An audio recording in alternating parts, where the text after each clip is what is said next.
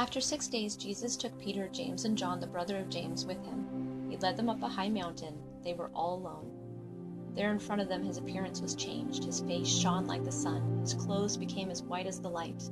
Just then Moses and Elijah appeared in front of them. Moses and Elijah were talking with Jesus. Peter said to Jesus, "Lord, it is good for us to be here. If you wish, I will put up 3 shelters. One will be for you, one for Moses, and one for Elijah." While Peter was still speaking, a bright cloud covered them. A voice from the cloud said, "This is my son, and I love him. I am very pleased with him. Listen to him." When the disciples heard this, they were terrified. They fell with their faces to the ground, but Jesus came and touched them. "Get up," he said. "Don't be afraid." When they looked up, they saw no one except Jesus. They came down the mountain. On the way down, Jesus told them what to do. "Don't tell anyone what you have seen," he said. "Wait until the Son of Man has been raised from the dead." The disciples asked him, "Why do the teachers of the law say that Elijah has to come first?" Jesus replied, "That's right. Elijah is supposed to come and make all things new again. But I tell you, Elijah has already come. People didn't recognize him. They have done to him everything they wanted to do. In the same way, they are going to make the Son of Man suffer." Then the disciples understood that Jesus was talking to them about John the Baptist. When they came near the crowd, a man approached Jesus. He got on his knees in front of him. "Lord," he said, "have mercy on my son. He shakes wildly and suffers a great deal. He often falls into the fire or into the water.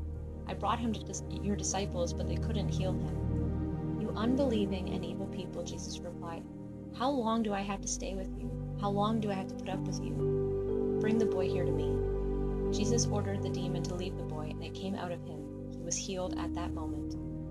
Then the disciples came to Jesus in private, and they asked, "Why couldn't we drive out the demon?" He replied, "Because your faith is much too small. What I'm about to tell you is true. If you have faith as small as a mustard seed, it is enough. You can say to this mountain, 'Move from here to there,' and it will move. Nothing will be impossible for you." They came together to Galilee.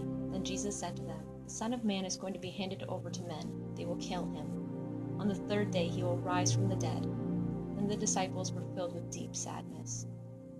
Jesus and his disciples arrived in Capernaum. Near the people who collect the temple tax came to Peter. They asked him, "Doesn't your teacher pay the temple tax?" "Yes, he does," he replied. When Peter came into the house, Jesus spoke first. "What do you think, Simon?" he asked. "Who do the kings of the earth collect taxes and fees from? Do they collect them from their own children or from others?" "From others," Peter answered. "Then the children don't have to pay," Jesus said to him. "But we don't want to make them angry. So go to the lake and throw out your fishing line. Take the first fish you catch. Open its mouth. There you will find the exact coin you need. Take it and give it to them for my tax and yours."